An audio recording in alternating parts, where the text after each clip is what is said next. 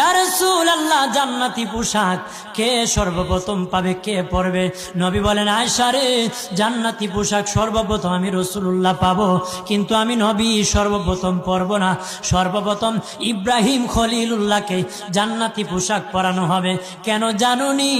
ইব্রাহিম নবীকে নমরুদের আগুনে যখন ফেলে দেওয়া হয়েছিল, দুনিয়ার সব ছেড়ে দিয়েছিল, বাড়ি ছেড়ে দিয়েছিল, সম্পদ ছেড়ে দিয়েছিল, মা বাবা ছেড়ে দিয়েছিল, এমনকি গায়ের জামা যখন খুলে নে, ইব্রাহিম কয়েক কাপড় ছেড়ে দিতে পারি, আমার আসমানের মালিককে ছেড়ে দিতে পারি না।